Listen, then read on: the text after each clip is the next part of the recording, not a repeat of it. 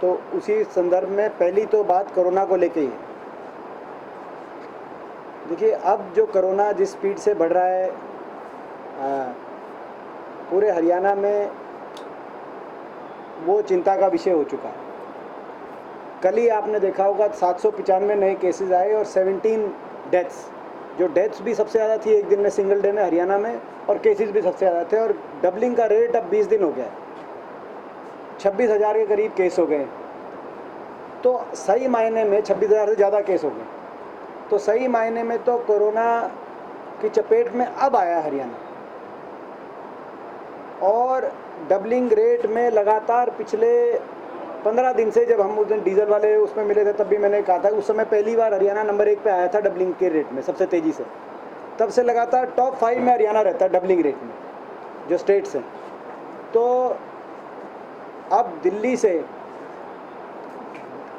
से ये जो कोरोना है कहते हैं हरियाणा में पहुंच चुका है और पूरी तेज़ी से अब हरियाणा में संक्रमण बढ़ रहा है। तो ये इसको सरकार, हमें नहीं लगता कि अब गंभीरता से ले रही है। सरकार ने लोगों को ऐसा दिखाई दे रहा है कि अपने हाल पे छोड़ दिया है। कहीं ना कहीं आप ये भी देखें कि जो गृह मंत्री हैं, जो स्वास्थ्य मंत्री, वो बारी बारी बोलते हैं। कभी कहते हैं कि भाई लॉकडाउन लाएंगे, कुछ डिस्ट्रिक्ट्स में एनसीआर में लाएंगे, कभी कहते हैं दिल्ली बॉर्डर को हम दोबारा से सील करेंगे। मगर उनकी इच्छा शक्ति में कमी है या सरकार उनको ओवर रूल करती है, वो तो वही बताएं, मगर कुछ हो नहीं पा रहा। हमारी मांग है सरकार से कि इस स्थिति को गंभीरता से ले, नियंत्रित करे, सीमाएं नियंत्रित हो, और टेस्टिंग का रेट, जो शुरू से मैं कह रहा हूँ टेस्टिंग का रेट बढ़ना चाहिए, तो टेस्टिंग का रेट बढ़ाया जाए। बोलने में चर्चा ठीक है। हेलो, ये आवाज़ आ रही है? तो टेस्टिंग का रेट भी जो है बढ़ाया जाए। और बॉर्डर्स खास तौर पे, अब ये एनसीआर के जो डिस्ट्रिक्ट्स हैं उनको लेके विशेष रूप से मेरी चिंता है, क्योंकि हरियाणा के अंदर भी 80% केस एनसीआर के डिस्ट्रिक्ट्स में हैं। तो सरकार हरियाणा को या एनसीआर के डिस्ट्रिक्ट्स को दूसरा दिल्ली बनने का इंतज़ार ना करे। दिल्ली में बहुत भयावह स्थिति का सामना दिल्ली के लोगों ने करना पड़ा और कर रहे हैं। वहाँ पे शमशान के अंदर वेटिंग लिस्ट चल रही है दिल्ली के अंदर, ऐसी स्थिति वहाँ पे है। तो इसको लाइटली ना ले कोरोना को। पूरे देश में भी आज आपने देखा होगा 38,000 केस आए हैं। तो देश के अंदर स्थिति तो खराब हो ही रही है, मगर हरियाणा स्पेसिफिकली एक चिंता का विषय है। तो सबसे पहली तो बात कोरोना को लेकर आप लोग के माध्यम से सरकार को मैं दोबारा से ये बात कहना चाहता हूँ। आप कहते हैं कि मतलब जो दिल्ली और हरियाणा के बॉर्डर से उनको सील कर देना चाहिए, किया जाए जी। जो पूर्णतः 24 घंटे बिना चेकिंग, बिना रोक टोक के जो ट्रैफिक हो रहा है, वो सुनीत जी, वो ट्रैफिक बिल्कुल कंट्रोल से बाहर हो चुका है। अगर आप देखो बहादुरगढ़ में, मतलब कोई उसमें वो नहीं है कि दिल्ली क्या हरियाणा, रिस्ट्रिक्शन या रेगुलेशन नहीं है कुछ भी। हाँ, तो मैं कह रहा हूँ कि रिस्ट्रिक्शन जो एसेंशियल, जिनको अपनी सर्विसेज या अपनी कोई इस प्रकार की जॉब्स हैं, रोज़गार हैं, जिनके लिए आना जाना है, उनके लिए पासेस बनकर कुछ ना कुछ नियंत्रण बॉर्डर्स पे, केवल अपना कहते हैं कुछ टाइम के लिए बॉर्डर खोल के उस समय नियंत्रित करा जा सकता है। मतलब कुल मिला के संक्रमण दिल्ली से हरियाणा की तरफ बढ़ने के लिए हम कुछ ना कुछ उसमें स्पीड ब्रेकर लगाएं, गतिरोधक लगाएं, कुछ फिल्टर तो करें। अभी तो फिलहाल तो सभी कुछ खोल रखा है आपने, फ्री फॉर ऑल। और आपने ये देखो कि योगी आदित्यनाथ गवर्नमेंट ने नोएडा बॉर्डर लगातार सील रखा है। अच्छा, वो जो योगी आदित्यनाथ बॉर्डर है, उसने पूरी तरीके से, ये मैं यही पहन लेता हूँ, उसमें आवाज़ पीछे आ रही है। हाँ, ये मेरे भी पीछे है, इसमें आवाज़ पीछे आती है। तो नोएडा बॉर्डर लगातार सी, बल्कि बहुत उन्होंने क्रिटिसिज्म भी इसका सामना करना पड़ा। हमारा तो पहले दिन से ही गुड़गांव बॉर्डर खोल दिया था। तो ये कहीं ना कहीं मैं समझता हूँ इसके पीछे कहीं ना कहीं कमर्शियल इंटरेस्ट भी हैं, जो इस तरीके से बॉर्डर को खोला गया। अब लोगों को अपने उनके हाल पे नहीं छोड़ना जा सकता। सबसे ज़रूरी सेहत है लोगों की, और अब इस पर नियंत्रण किया जाए। मैं तो उसी दिन से कह रहा हूँ, पिछले 1 महीने, मतलब 15-20 दिन तो हो ही गए उसको, डीजल के उस प्रदर्शन को, आपको याद होगा। तब भी मैंने ये नियंत्रण की बात करी थी, नॉट फुल सील। स्थिति आएगी तो पूरा सील भी करने की आवश्यकता पड़ेगी, तो सील भी करना चाहिए, स्थिति आए तो लॉकडाउन भी करना चाहिए। मगर आज अच्छा ओके ओके ओके सामने कैमरा मैं ध्यान दूँ। तो पहली बात तो ये मैं आपके बीच में रखना था। दूसरी बात, इस दौरान कोरोना के समय जो सेकंड पॉइंट है, सरकार एक 3 ऑर्डिनेंस लेके आई है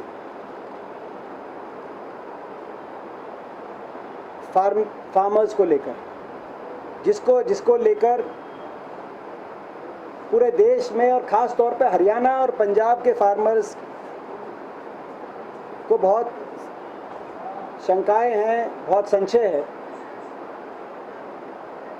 भारतीय किसान यूनियन की बात हो, बाकी किसान संगठनों की बात हो, उन सब ने गहराई से इन ऑर्डिनेंस का अध्ययन किया है और वो सभी इस निष्कर्ष पे पहुँचे हैं कि हरियाणा पंजाब के किसान को इसका भारी नुकसान हो सकता है, जिसमें जो हमारा मंडी स्ट्रक्चर है उसको समाप्त करने की तरफ सरकार कदम उठा रही है। और मंडी स्ट्रक्चर जो मार्केटिंग कमेटीज़ है, मार्केटिंग मंडीज़ हैं, वो सबसे ज़्यादा आपको पता है वेल डेवलप्ड हरियाणा और पंजाब में ही। प्रोक्योरमेंट सिस्टम से सरकार अपने पैर पीछे खींच रही है और प्राइवेट एंटिटीज़ को, कंपनीज़ को वहाँ पे सिर्फ किसान से सीधा खरीदने की हर जगह इजाज़त देने की तरफ सरकार बढ़ रही है। तो इसको लेके बहुत सी बात, और इसी के तहत जो MSP रेजीम जिसको बोलते हैं, न्यूनतम समर्थन मूल्य, उस पे सवालिया निशान खड़े हो रहे हैं कि वो आने वाले समय में उसका न्यूनतम समर्थन मूल्य की जो व्यवस्था है उसकी व्यवस्था पे ही प्रश्न चिन्ह लग जाएंगे, ये बात लग रही है। ये मैं इसीलिए, ये सारे जो किसानों के मन में जो शंकाएं हैं, जो संशय हैं, इन ऑर्डिनेंसेस को लेकर मैं आप लोग के माध्यम से इसीलिए भी मैं आवाज़ उठा रहा हूँ क्योंकि आप सबको जानकारी, आप सब जानते हैं, बहुत से आप लोगों में से जानते भी हैं, बत्रा साहब इस बात से अच्छे से वाकिफ़ हैं कि MSP संविधान सभा में न्यूनतम समर्थन मूल्य के सिद्धांत को स्वर्गीय चौधरी रणबीर सिंह जी ने रखा था अक्टूबर 1948 में, और उससे पहले देश में आज़ादी से पहले कोई न्यूनतम समर्थन मूल्य और प्रोक्योरमेंट नहीं था। तब किसान की दुर्दशा की स्थिति थी, मगर इस देश में न्यूनतम समर्थन मूल्य की व्यवस्था की गई और तब से लेकर आज तक वो व्यवस्था चल रही है, जिसका ग्रीन रेवोल्यूशन में भी, हरित क्रांति में भी एक बहुत बड़ा रोल उस पूरी ये पंजाब हरियाणा की जो मंडियों की व्यवस्था है, न्यूनतम समर्थन मूल्य की व्यवस्था है। तो ऐसा कोई फैसला सरकार ना ले, ख़ास तौर पे बैकडोर से, यानी कि ऑर्डिनेंस से, इसका पार्लियामेंट चल नहीं रहा, हम अपनी बात रख नहीं सकते, जिससे किसान को चोट पहुँचे। जो देश जब 30 करोड़ आबादी थी आज़ादी के समय, तब बाहर से मंगा के खाता था, आज 135 करोड़ आबादी है, हम बाहर भेजते हैं, अपना सेल्फ सफिशिएंट हो गए, देश के किसान पे हमें गर्व है। आज आज़ादी से पीछे वाली स्थिति किसान की पैदा ना करे सरकार। दूसरी बात, इससे जो मंडियों में भी बहुत से लोगों का रोजगार होता है। मंडियों में बहुत से छोटे व्यापारी, पूरे हरियाणा की अलग अलग मंडियों में आप जाओ, मजदूर, बहुत लोग मंडियों में जो है के माध्यम से अपना रोजगार मिला हुआ है लोगों को, तो उनके बारे में भी, और जो एम्प्लॉइज़ हैं, मार्केटिंग बोर्ड, मार्केटिंग कमेटीज़ के, गवर्नमेंट और हरियाणा गवर्नमेंट के जो एम्प्लॉइज़ हैं, उनको लेकर, उनके भविष्य को लेकर भी प्रश्न चिन्ह लग रहे हैं। तो तुरंत सरकार इस बात पे स्पष्टीकरण दे और जल्दबाजी में कोई ऐसा कानून देश में ना लागू हो, ये सरकार को मैं चेताना चाहता हूँ। हरियाणा से एकमात्र संसद में विपक्ष की आवाज़ होने के नाते भी, कि सरकार इन पे पहले बहस करे, इनके सारे पहलुओं को समझा जाए और कोई ये किसान विरोधी इस तरह के ऑर्डिनेंसों को हम देश में इनका विरोध करेंगे अगर सरकार बिना बहस के किसान के विरोध में कोई कदम ये उठाती है। ऐसे में आप क्या कहा? प्रदेश अब पटरी पर तो प्रदेश पटरी का क्या अर्थ है, हम उनसे समझना चाहेंगे। क्योंकि आपने देखा कि 4 दिन पहले centre for monitoring Indian economy की रिपोर्ट आई, CMI की, जिस रिपोर्ट ने बताया कि जो प्रदेश, हरियाणा प्रदेश, दिसंबर में हरियाणा और त्रिपुरा 2 प्रदेशों में देश में सबसे ज़्यादा, दूसरे नंबर पे हरियाणा था बेरोजगारी में, पहले नंबर पे त्रिपुरा था। अब कोरोना के बाद त्रिपुरा को भी ओवरटेक करते हुए बाकी तो सारे प्रदेशों से पहले ही हरियाणा में बेरोजगारी ज़्यादा थी, अब देश में नंबर 1 पे बेरोजगारी पहुंच गई। क्या देश में नंबर 1 पे बेरोजगारी में पहुंचना पटरी पे लाना है प्रदेश को? या अब अपराध में भी आपने देखा, national crime report bureau, national crime bureau report, गृह मंत्रालय, अमित शाह जी जिसके मंत्री हैं, भारत सरकार द्वारा जारी प्रकाशित आंकड़ों के अनुसार पिछले 3-4 साल से क्राइम में हरियाणा पहले 2-3 राज्यों में हरियाणा का नंबर आता है, चाहे महिलाओं के ऊपर क्राइम हो, चाहे हत्या की बात हो। अभी हमने देखा सोनीपत के अंदर सरेआम 2 पुलिसकर्मियों को गोली से उनकी हत्या की गई। अभी हमने चिड़ी गांव में देखा, चिड़ी गांव के सरपंच को गोली से भून दिया गया, उनकी हत्या की गई। तो ये लगातार निरंकुश अपराध की तरफ, बेरोजगारी और अपराध की तरफ बढ़ता हुआ हरियाणा का युवा, 6 साल से कोई नया कोई प्रोजेक्ट हरियाणा के अंदर ऐसा नहीं आया, कोई निवेश नहीं हुआ जिसमें रोजगार के साधन युवाओं को मिल सके। तो आज हरियाणा की जो परिस्थिति है, और ख़ास तौर पे कोरोना की जहाँ तक बात है वो तो अपनी बात कहेंगे, मगर ये चिंता की बात है कि किसान पे भी चोट, इसमें प्रोक्योरमेंट सीजन में भी हमने देखा किसान की क्या दुर्दशा हुई, नौजवान पे भी चोट, ना इन्वेस्टमेंट हुई इन 6 सालों के अंदर, जिसकी वजह से नंबर 1 पे बेरोजगारी 32% से ज़्यादा हरियाणा के अंदर बेरोजगारी, जो देश में सबसे ज़्यादा है। देश में सबसे ज़्यादा बेरोजगारी होना मायने रखता है हरियाणा में, क्योंकि जो बाकी स्टेट्स हैं, आप अगर टॉप 5 स्टेट्स देखें तो बाकी स्टेट्स भी आपने देखे होंगे, वो बिहार है, झारखंड है, त्रिपुरा है, हरियाणा तो दिल्ली के साथ है। यहाँ तो बाकी स्टेट से लोग आके काम करते रहे हैं। ये हरियाणा की आर्थिक विकास का इतिहास रहा है। मगर ये दुर्भाग्य है कि आज हरियाणा में 6 साल की सरकार के बाद हरियाणा का युवा अपराध की तरफ और बेरोजगारी की तरफ झोंक दिया गया है। किसान की दुर्दशा है, जो व्यापारी है, छोटा व्यापारी, दुकानदार, उसके लिए कुछ नहीं दिया गया। कोरोना की बात आप कह रहे हो पटरी पे, हम मांग करते रहे कि कुछ ना कुछ राहत दी जाए छोटे दुकानदार को, छोटे व्यापारी को 20 लाख करोड़ के पैकेज में से, मगर 1 पैसे की राहत किसी भी वर्ग को नहीं दी गई, ना उद्योगपति को, ना मजदूर को, ना किसान को, ना कर्मचारी को। उल्टा कर्मचारियों को तो निकालने लग रहे हैं। आपने देखा PTI के अंदर क्या चल रहा है। तो आज प्रदेश में कोई वर्ग इस सरकार की कार्यशैली से मेरा मानना है संतुष्ट नहीं है, और इन्हीं मुद्दों को लेकर हम बड़ौदा उपचुनाव में भी इन्हीं मुद्दों को लेकर जाएंगे, उतरेंगे। बड़ौदा के लोग हमारा चुनाव लड़ेंगे, बड़ौदा की जनता हमारा चुनाव लड़ेगी।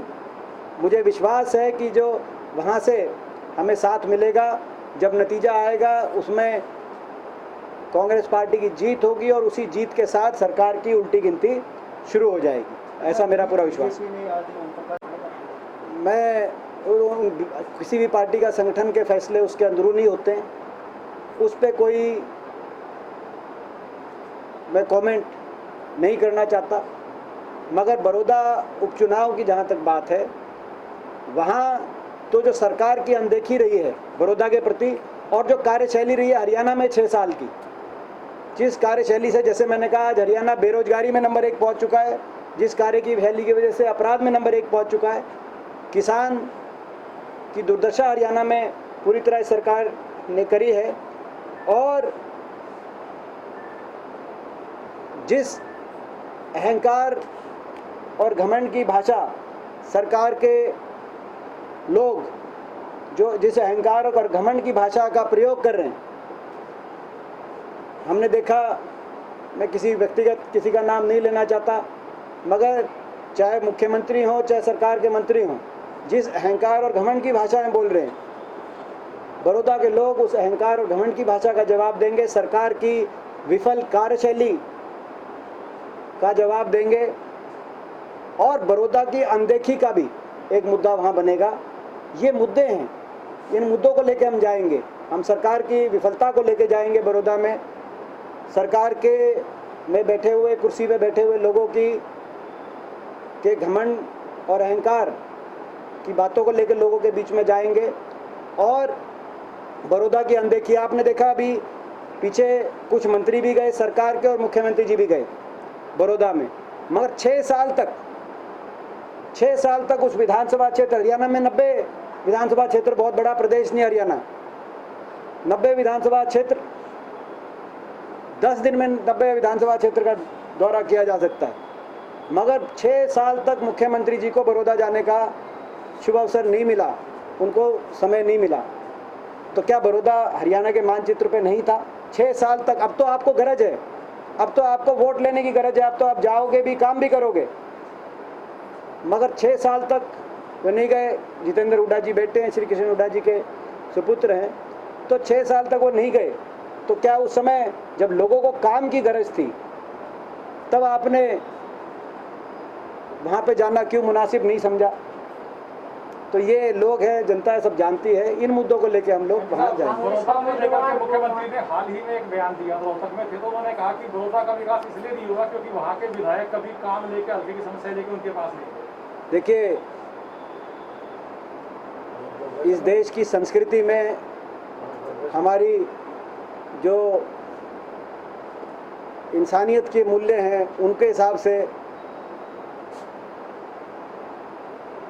जब कोई स्वर्ग में हो तो उसके बारे में ऐसा नहीं कहना चाहिए कि वो अपना जवाब देने स्वयं नहीं आ पाए, मगर ये कहना उनका कितना सही है।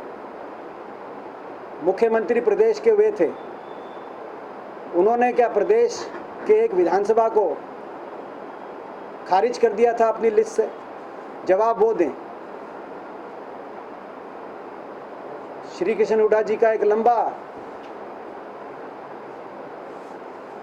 जीवन, राजनीतिक जीवन रहा है, सामाजिक जीवन रहा है, जिसमें उन्होंने बड़े व्यवहारिक तरीके से सबका मान सम्मान हमेशा निभाया है, रिश्ते नाते निभाए हैं, बिना किसी का दिल दुखाए जनता की, अपने इलाके की सेवा करने का श्रेय उनको प्राप्त है। उनके इतने लंबे राजनीतिक जीवन और संघर्ष को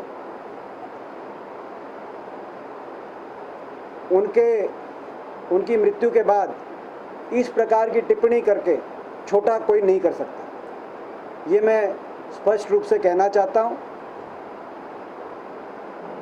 प्रश्न ये है कि आप 6 साल में क्यों नहीं गए मुख्यमंत्री जी एक बार भी? प्रश्न ये है। प्रश्न ये है कि एक भी कोई विकास कार्य क्यों नहीं हुआ? मैं नहीं कहता वहाँ मेडिकल कॉलेज हमारे समय क्यों बना, आपके समय क्यों नहीं बना। मैं नहीं कहता वहाँ यूनिवर्सिटी हमारे समय क्यों बनी, आपके समय क्यों नहीं बनी। मैं नहीं कहता वहाँ कॉलेज, रेल की लाइन और नेशनल हाईवे हमारे समय क्यों आए।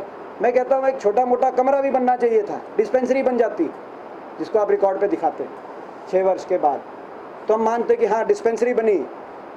मगर दुर्भाग्य की बात यह है कि एक भी कोई विकास कार्य ना बड़ौदा में हुआ। और जैसे मैंने कहा कि हरियाणा के अंदर ऐसी क्या, हरियाणा डिजर्व्स बेटर। हरियाणा के लोगों की मैं समझता हूँ कि एक भारी निराशा हरियाणा के लोगों को, आज नंबर 1 पे बेरोजगारी में हरियाणा का नाम आए। मुख्यमंत्री जी का उस बारे में भी बयान आया है, उन्होंने कहा कि भाई वो जो एजेंसी है, वो एजेंसी विपक्ष के लोग चलाते हैं, मगर उसमें सबसे कम बेरोजगारी कौन से प्रदेशों में? असम में सबसे कम बेरोजगारी दिखाई गई, कर्नाटक में सबसे कम बेरोजगारी दिखाई। किसकी सरकारें वहाँ? भाजपा की सरकारें। वहाँ सबसे कम बेरोजगारी कौन से प्रदेशों में दिखाई गई है? वो भाजपा की सरकार है जहाँ सबसे कम बेरोजगारी है। तो ये कैसे हो सकता? तो मैं समझता हूँ कि ये दुर्भाग्यपूर्ण रहा है उनका जो कार्यकाल रहा है प्रदेश में भारतीय जनता पार्टी सरकार का, ये मुद्दे बड़ौदा के अंदर जो है, इन मुद्दों का बड़ौदा की जनता जवाब देगी और प्रदेश की राजनीति की अगली दिशा तय करने का काम करेगी। कि जहाँ तक बात है, दुर्भाग्य है कि भारतीय जनता पार्टी प्रजातंत्र और संविधान को तो तोड़ते मरोड़ते हुए साम दाम दंड भेद का प्रयोग करके नकारात्मक राजनीति करने में विश्वास रखती है। और उसके लिए हमें राजस्थान भी जाने की जरूरत नहीं। जो सत्ता का दुरुपयोग हमने तो स्वयं रोहतक लोकसभा क्षेत्र के अंदर भी देखा था कि सत्ता का दुरुपयोग करने में, सरकारी मशीनरी का, तंत्र का, साम दाम दंड भेद का प्रयोग करने में भारतीय जनता पार्टी सबसे आगे रहती है। ये नकारात्मक राजनीति है। ये नकारात्मक राजनीति लोगों को स्वीकार्य नहीं है। और जहाँ तक राजस्थान की बात है, हमारी सरकार वहाँ पूर्णतः मजबूत है, कोई संकट नहीं है आने वाले दिनों में। वो बात पूरी क्या दिक्कत क्या है? भाजपा कह रही है कि हमने फ्लोर टेस्ट की मांग नहीं की है, हम कांग्रेस की लड़ाई देख रहे हैं। तो देखिए, वो तो स्पष्ट ही हो चुका है। इसमें देखो, आज की वर्गीकरण में जनता सब जानती है। भारतीय जनता पार्टी कहे क्या कहे, उसके मायने नहीं है। सचिन पायलट तो कांग्रेस के हैं। देखिए, मैंने कहा कि जैसे मैंने कहा कि भारतीय जनता पार्टी की नकारात्मक राजनीतिक जो चाल थी राजस्थान में, वो फेल हो चुकी है, उनको मुंह की खानी पड़ी है। कांग्रेस की सरकार वहाँ पूर्णतः मजबूत है। सचिन पायलट को के साथ मैंने आपको कह दिया बात कि भारतीय जनता पार्टी की जो नकारात्मक राजनीतिक चाल थी, एमपी साहब, बड़ौदा में कैंडिडेट कौन होगा या कोई ये बड़ौदा से होगा, क्योंकि वहाँ एक इशू चल रहा है कि बड़ौदा का ही होना चाहिए। ये अभी जो है, चुनाव अभी डिक्लेयर नहीं हुए। पहले तो ये बात देखेंगे कि चुनाव सही समय पे होते हैं या कोरोना की वजह से उसके टाइम टेबल में फ़र्क आता है, नहीं आता। इलेक्शन कमीशन क्या फैसला करता है। तो एक बार ये पहले सारी बातें आ जाएं, उसके बाद जब सही समय आएगा तो निश्चित तौर पे सभी के सुझावों को लेते हुए और कांग्रेस पार्टी सबसे उपयुक्त, सबसे मजबूत उम्मीदवार वहाँ देने का जो है काम करेगी। मगर अभी ये जो प्रश्न है, ये मैं थोड़ा सा ये कहूँगा कि समय से थोड़ा पहले प्रश्न है। मगर कांग्रेस पार्टी निश्चित तौर से मजबूत उम्मीदवार, हम मजबूत उम्मीदवार देंगे बड़ौदा में, और ऐसा उम्मीदवार देंगे जो अच्छी वहाँ से बड़ौदा से जीत हासिल करेगी। मैंने इस पर कमेंट में नहीं करता। मैं एक इशू और आपको एक अच्छा इशू दे देता हूँ आपको। देखिए, इस पर मैं कमेंट नहीं करता, क्योंकि जैसे मैंने कहा कि भाई जो सरकार के कुर्सियों पे बैठी जो अहंकार और घमंड की भाषा जो आ रही है, वो जो है लोग उसका बड़ौदा में जवाब देंगे। एक मैं इशू और आपके सामने रखना चाहता हूँ, जो एक यूनिक इशू है। आपने देखा होगा कि अभी कुछ नेशनल हाईवेज का अभी फाउंडेशन स्टोन या इनॉग्रेशन किया गया।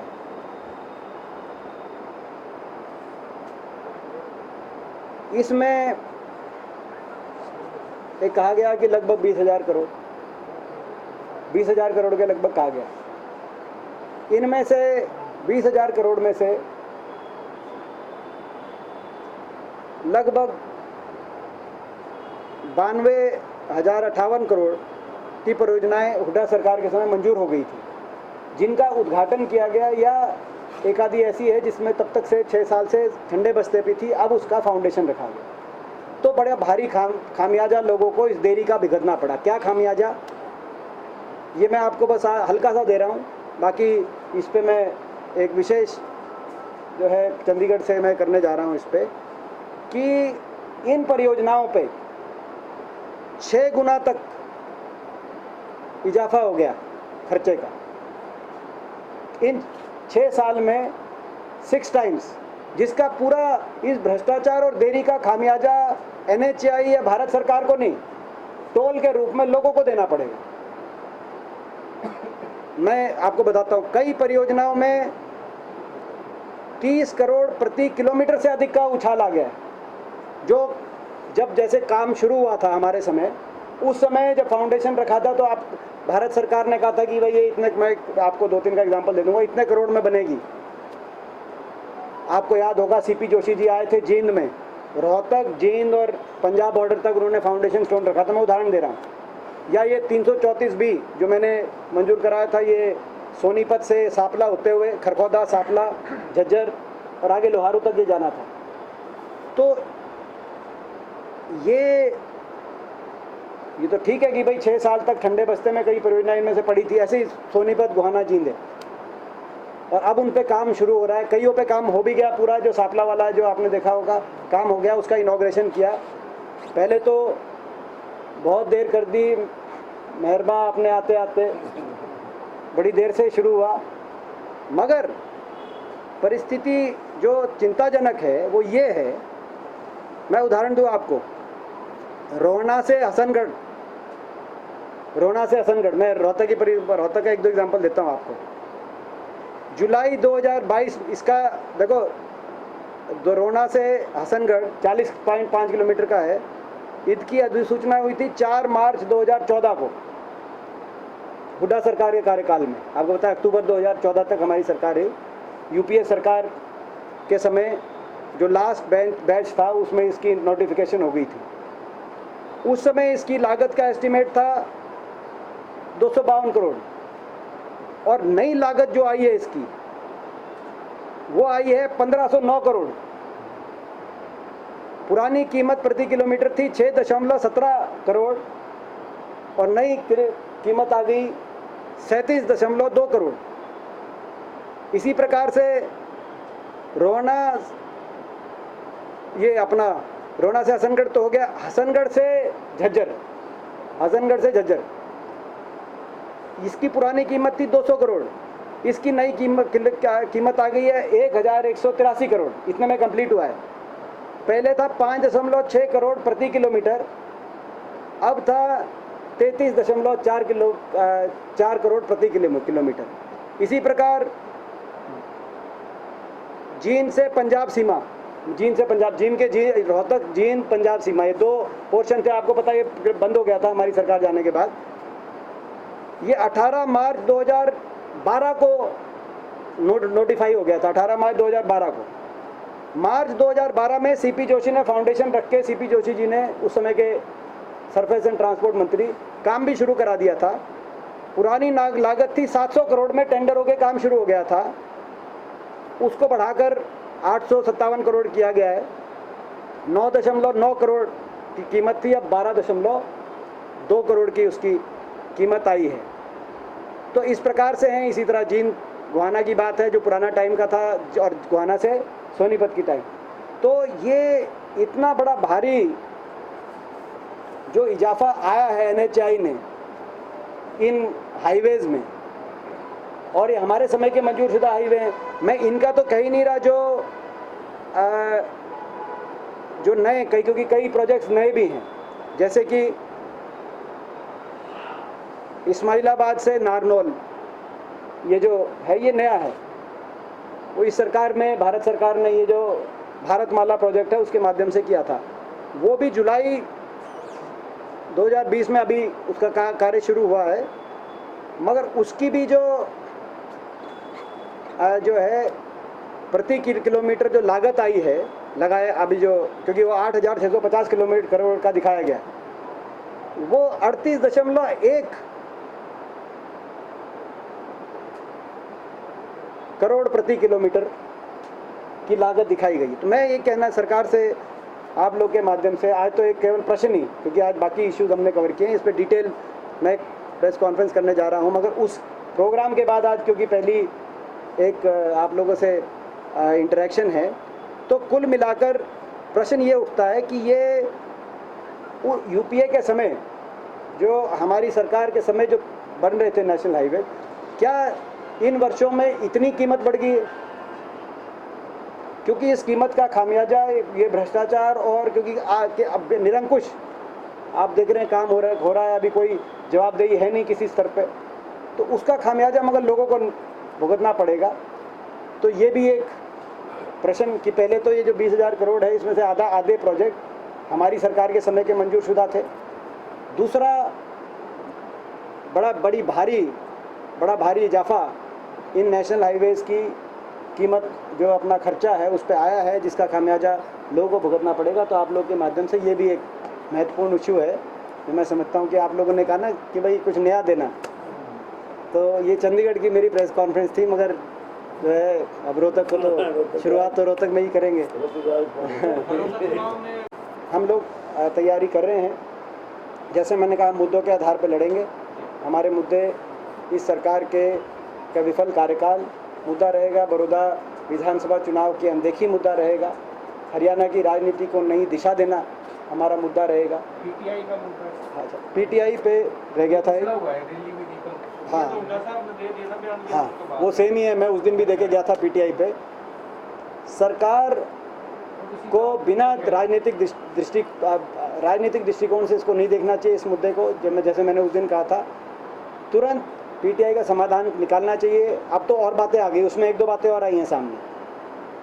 उसमें ये आई है कि जब सुप्रीम कोर्ट में केस चल रहा था तो सुप्रीम कोर्ट ने ये इंडिकेट किया था कि जो पेटिशनर्स हैं उन पेटिशनर्स को आप एडजस्ट कर लें तो ये मामला सुलझ सकता है, मगर सरकार ने उसमें अपनी सहमति नहीं दी। सरकार को बड़ा दिल दिख के पेटिशनर्स, मात्र कुछ पेटिशनर थे, उनको एडजस्ट कर लेना चाहिए था। पहले तो बात ये है। दूसरी तो वहीं से मंशा की को लेकर प्रश्न चिन्ह उठते हैं। दूसरी बात, पेटिशनर्स को एडजस्ट ना करने की वजह से अब 10 साल की नौकरी के बाद इतने लोग सड़क पे आ गए। मगर जो जजमेंट आई है सुप्रीम कोर्ट की, उस जजमेंट में कहीं भी मेरिट को लेकर कोई प्रश्न चिन्ह नहीं लगा है। प्रक्रिया को लेकर, जो इंटरनल प्रोसेस है उसकी प्रक्रिया है, उसको लेकर उस पर उसकी प्रक्रिया में खामी का वर्णन सुप्रीम कोर्ट ने को बेस बनाया है। तो जब मेरिट पर एक टेक्निकल कमी निकाली है सुप्रीम कोर्ट ने कि भाई जो कुछ जो मेंबर्स हैं उन्होंने कोई चेंज हुआ है प्रोसेस का जिसमें मेंबर्स के रेजोल्यूशन होना जरूरी था को। तो कहने का मतलब यह है, जब मेरिट पर कोई उस पर प्रश्न चिन्ह नहीं है तो निश्चित तौर से सरकार को इनके लिए रास्ता निकालना चाहिए था, पहले ही निकाल लेना चाहिए था। आपको याद होगा हमारी सरकार में जो चौटाला सरकार के समय जो बर्खास्त थे MITC के कर्मचारी, कॉन्फेड के, हरियाणा पुलिस के, उनको भी तरीका निकाल के विधानसभा में, क्योंकि उसका एम्प्लॉय का कोई कसूर नहीं, तो और एम्प्लॉय किसी पार्टी का नहीं, एम्प्लॉय की जिम्मेदारी सरकार की होती है। सरकार के लिए सारे एम्प्लॉय बराबर होने चाहिए, तभी प्रदेश में सरकार चलेगी। नहीं तो सरकार ये कहेगी भाई ये एम्प्लॉय तो इनसे सरकार में भर्ती हुए हैं, फिर कैसे सरकारें चलेंगी।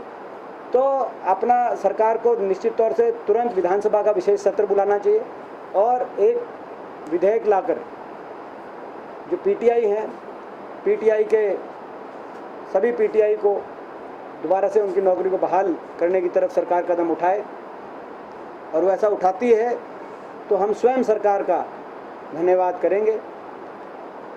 और नहीं तो जब कभी, जैसे कि पहले ही कांग्रेस पार्टी कह चुकी है, हुड्डा साहब कह चुके हैं, शैलजा जी कह चुकी हैं, सभी के बयान आ चुके हैं इस विषय पे कि अगर सरकार नहीं करती है तो जब कभी कांग्रेस की सरकार बनेगी प्रदेश में, हम पीटीआई जो हैं इनके लिए इनको दोबारा से बहाल करने का रास्ता कांग्रेस पार्टी निकालने का सर दिल्ली में सारा बोल चुके हैं। इसमें एक नया बस ये है कि भाई जो पेटिशनर्स को एडजस्ट करने की जो बात आई सुप्रीम कोर्ट माध्यम से, वो एक नया इशू है। बाकी सारी चीज़ वही है, मैं पहले बोल चुका हूँ।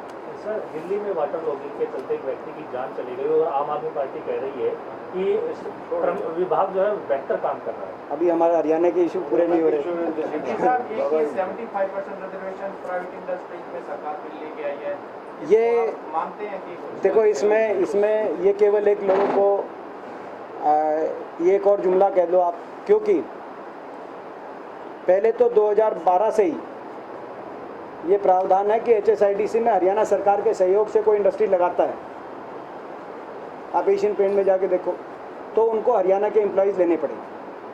ये पहले ही सही एक प्रावधान है। दूसरा इसमें लूप होल ये साथ में रख दी कि अगर वो स्किल सेट अवेलेबल नहीं है तो बाहर से ले सकते हो। तो ये स्किल सेट का कौन फैसला करेगा वो अवेलेबल है कि नहीं, उसका क्या मापदंड है। तो उसमें साथ की साथ आपने लूप होल रख दिया। और तीसरी लूप होल ये है कि ये नई इंडस्ट्री पे लागू है।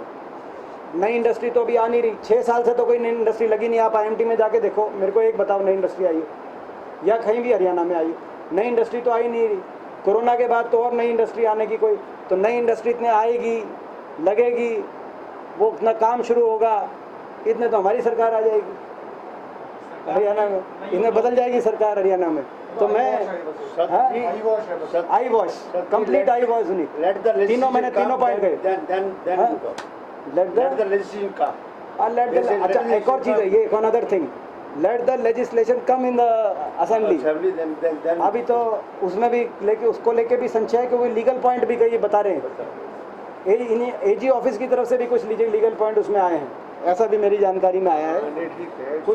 कुछ लीगल पॉइंट्स भी हैं। इट्स आई विश, देखो 2000 वो जो बेसिक है प्रावधान वो 2012 से ही है, उसमें कोई नया वो तो एक उसको नया लेजिस्लेशन के तौर पे उसको कर दो। मगर HSIDC के जो रेगुलेशंस हैं उनमें 2012 में ही है, नंबर 1। नंबर 2 5% का ही है तब से। हाँ, कि भाई अपना HSIDC से हरियाणा सरकार से कोई अगर इंडस्ट्रियल कहीं या इंडस्ट्रियल प्लॉट में हरियाणा सरकार की मदद से इंडस्ट्री लगाता है कोई, तो 2012 से ही है।